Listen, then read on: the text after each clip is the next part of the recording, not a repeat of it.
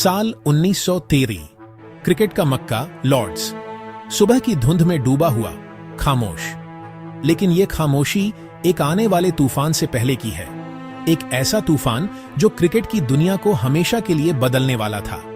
उस साल prudential world cup के तीसरे एडिशन में एक टीम ऐसी थी जिसे किसी ने गंभीरता से नहीं लिया।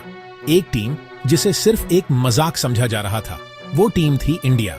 इतिहास के पन्नों में उनकी पिछली 2 वर्ल्ड कप की कहानियां हार और निराशा से लिखी थीं।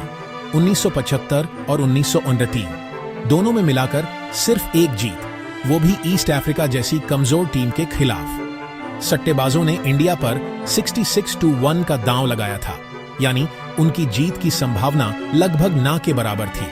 एक्सपर्ट्स, पत्रकार, यहां तक कि कुछ भारतीय फैंस भी उम्मीद छोड़ दे चुके थे। उस दौर में क्रिकेट पर वेस्ट इंडीज का एक छित्र राज था। क्लाइव लॉयड की कप्तानी में वो टीम अजेय मानी जाती थी। उनके पास दुनिया के सबसे खतरनाक तेज गेंदबाज थे। Michael Holding, Andy Roberts, Malcolm Marshall, Joel Garner और बल्लेबाजी में विवियन रिचर्ड्स जैसा शहंशाह जो किसी भी गेंदबाजी आक्रमण को तहस नहस कर सकता था। वो 2 बार के वर्ल्ड चैंपियंस थे और हैट्रिक बनाने के इरादे से इंग्लैंड पहुंचे थे। उनके सामने कपिल देव की अगुवाई वाली भारतीय टीम अनुभवहीन और कमजोर नजर आती थी। टीम में एकता थी, जुनून था, लेकिन बढ़े मंच पर प्रदर्शन करने का आत्मविश्वास नहीं था। किसी ने उन्हें नहीं चुना था, किसी को उन पर यकीन नहीं था। फिर भी उस टीम के अंदर ड्रेसिंग रूम की 4 दीवारी में एक छोटी सी चिंगारी सुलग रही थी। एक यकीन जो बाहर की दुनिया के शोर में दबा हुआ था। उन्हें यकीन था कि वो सिर्फ हिस्सा लेने नहीं आए हैं, और उस यकीन की पहली झलक दिखी टूर्नामेंट के पहले ही मैच में। 9 जून, ओल्ड ट्रैफर्ड, सामने वही अजेय वेस्ट इंडीज। इंडिया ने पहले बल्लेबाजी करते हुए यशपाल शर्मा के शानदार 79 रनों की बदौलत 262 रन बनाए। ये उस समय एक मजबूत स्कोर था, लेकिन वेस्ट इंडीज के लिए ये कोई बद्धा लक्ष्य नहीं था। पर उस दिन कुछ अलग होना था। भारतीय गेंदबाजों रवि शास्त्री और रॉजर बिन्नी ने मिलकर कैरेबियाई बल्लेबाजों को अपनी फिरकी और स्विंग के जाल में फंसा लिया। वेस्ट इंडीज 228 पर ऑल आउट हो गई। इंडिया 34 रनों से जीत गया। ये सिर्फ एक जीत नहीं थी, ये एक ऐलान था। अंडरडॉग्स ने वर्ल्ड चैंपियंस को हरा दिया था। अचानक क्रिकेट की दुनिया में हलचल मच गई। क्या यह सिर्फ एक तुक्का था या एक नई कहानी की शुरुआत?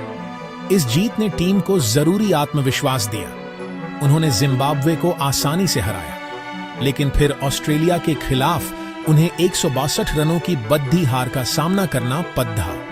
वेस्ट इंडीज ने भी वापसी करते हुए इंडिया को दूसरे मुकाबले में हराया। ग्रुप स्टेज का सफर एक रोलर कोस्टर की तरह था। हर जीत के बाद एक हार उन्हें वापस जमीन पर ले आती। सेमीफाइनल की राह मुश्किल होती जा रही थी। अब हर मैच करो या मरो का था। प्रेशर बरछ रहा था। हर बॉल एक कहानी लिख रही थी, हर रन कीमती था। और फिर आया 18 जून 1933, टर्नब्रिज वेल्स का मैदान। सामने जिम्बाब्वे, एक ऐसी टीम जिसे हराना सेमीफाइनल में पहुंचने के लिए जरूरी था। लेकिन मैच शुरू होते ही भारतीय खेमे में मातम छा गया। सुनील गावस्कर 0, क्रिस श्रीकांत 0, मोहिंदर अमरनाथ 5, संदीप पाटिल 1। स्कोरबोर्ड पर सिर्फ 9 रन और 4 विकेट गिर चुके थे। कुछ ही देर में यशपाल शर्मा भी आउट हो गए। स्कोर 17 रन पर 5 विकेट।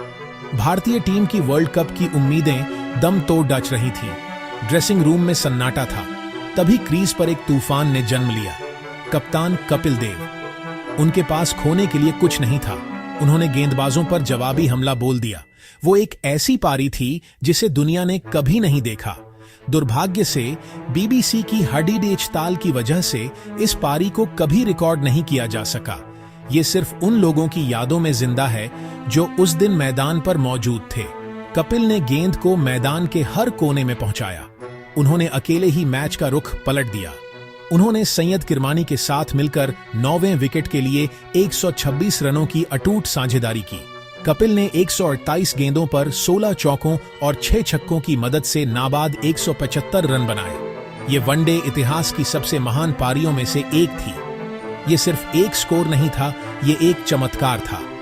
कपिल देव के 175 ने इंडिया को न सिर्फ बचाया बल्कि टीम में एक नया विश्वास भर दिया। ये विश्वास कि वो किसी भी परिस्थिति से मैच जीत सकते हैं। इस अविश्वसनीय जीत के बाद टीम का मोमेंटम आसमान छू रहा था। बाउंड्रीज लग रही थी, रन तेजी से बन रहे थे और सबसे बढ़ाकर यकीन हर खिलाड़ी की आंखों में फैल रहा था। ड्रेसिंग रूम का माहौल बदल चुका था। अब वो अंडरडॉग्स नहीं थे, बल्कि एक ऐसी फौज थी जिसे जीतना आता था। इरादा और मजबूत हो रहा था। अगला मुकाबला ऑस्ट्रेलिया से था, वही टीम जिसने उन्हें बुरी तरह हराया था। लेकिन ये एक नई भारतीय टीम थी। मदन लाल और रॉजर बिन्नी की गेंदबाजी के सामने ऑस्ट्रेलियाई टीम सिर्फ 129 पर ढेर हो गई। इंडिया ने ये मैच 118 रनों के बड़े अंतर से जीता और सेमीफाइनल में अपनी जगह पक्की कर ली। सेमीफाइनल ओल्ड ट्रैफर्ड, सामने मेजबान इंग्लैंड। एक मजबूत टीम, घरेलू दर्शकों का समर्थन और फाइनल में पहुंचने की प्रबल दावेदार। इंग्लैंड ने टॉस जीतकर पहले बल्लेबाजी करने का फैसला किया।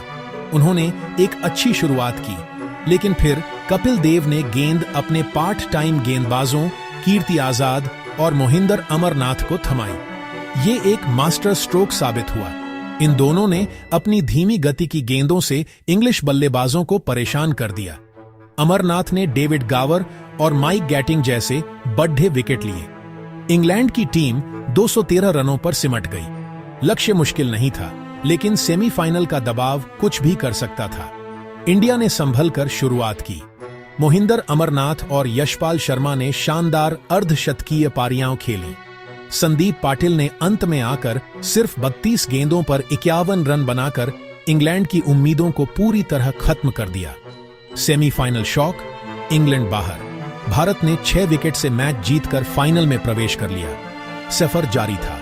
25 जून 1933 लॉर्ड्स में फाइनल। एक तरफ 2 बार की world champion Ajay West Indies, दूसरी तरफ कपिल देव के डेविल्स, जिन्होंने हर भविष्यवाणी को गलत साबित कर दिया था। क्लाइव लॉयड ने टॉस जीता और बिना किसी हिचकिचाहट के पहले गेंदबाजी करने का फैसला किया। उनका इरादा साफ था, अपने खतरनाक गेंदबाजों से भारतीय बल्लेबाजी को जल्दी समेटना और आसानी से लक्ष्य हासिल कर लेना। और हुआ भी कुछ ऐसा ही। Andy Roberts, Malcolm Marshall, Joel Garner की आग उगलती गेंदों के सामने भारतीय बल्लेबाज टिक नहीं पाए। श्रीकांत ने कुछ अच्छे शॉट्स लगाए, लेकिन कोई भी बड़ी पारी नहीं खेल सका। पूरी टीम सिर्फ 123 रनों पर ऑन आउट हो गई। ड्रेसिंग रूम में निराशा थी। इतना करीब आकर क्या सपना टूट जाएगा? लंच ब्रेक के दौरान जब टीम का मनोबल गिरा हुआ था, कप्तान कपिल देव ने अपनी टीम से कहा, हमारे पास खोने को कुछ नहीं है। हमने लड़कर 183 रन बनाए हैं। अब हमें लड़कर ही इन्हें बचाना है। चलो और अपना सब कुछ झोंक दो। इन शब्दों ने टीम में एक नई ऊर्जा भर दी। वो जानते थे कि स्कोर छोटा है, लेकिन नामुमकिन नहीं। और फिर शुरू हुई वो गेंदबाजी जिसने इतिहास लिख दिया। पहली चोट, बलविंदर सिंह संधू की एक शानदार इनस्विंगर जिसे महान गॉर्डन ग्रीनिज समझ नहीं पाए और बोल्ड हो गए। गेंद इतनी घूमी कि ग्रीनिज उसे छोड़ते रहे और वो उनके स्टंप्स ले उठी। वेस्ट इंडीज 5 रन पर 1 विकेट। स्टेडियम में भारतीय समर्थकों में उम्मीद की एक लहर दौड़ गई, लेकिन फिर क्रीज पर आए किंग विवियन रिचर्ड्स। उन्होंने आते ही भारतीय गेंदबाजों पर हमला बोल दिया। ऐसा लग रहा था कि वो अकेले ही मैच को कुछ ही ओवरों में खत्म कर देंगे। उन्होंने सिर्फ 27 गेंदों पर 7 चौकों की मदद से 33 रन बना दिए थे। वेस्ट इंडीज का स्कोर 57 पर 2 विकेट। तभी मदन लाल की एक गेंद पर रिचर्ड्स ने मिड विकेट की तरफ एक ऊंचा शॉट मारा। गेंद हवा में बहुत ऊंची गई। ऐसा लगा कि वो नो मैन्स लैंड में गिरेगी, लेकिन मिड विकेट पर खाडीडीडीएचए कपिल देव ने पीछे की तरफ दौड़ना शुरू कर दिया। ये एक अविश्वसनीय दौड़ डीएच थी। उन्होंने लगभग 20 गज तक पीछे भागते हुए गेंद पर अपनी नजर बनाए रखी और आखिरकार उसे अपने हाथों में कैद कर लिया। ये सिर्फ एक कैच नहीं था, ये वर्ल्ड कप का टर्निंग पॉइंट था। किंग रिचर्ड्स आउट हो चुके थे। स्टेडियम में भारतीय फैंस पागल हो गए। इस बड़े विकेट के बाद वेस्ट इंडीज की बल्लेबाजी ताश के पत्तों की तरह बिखर गई। मोहिंदर अमरनाथ और मदन लाल ने कसी हुई गेंदबाजी की।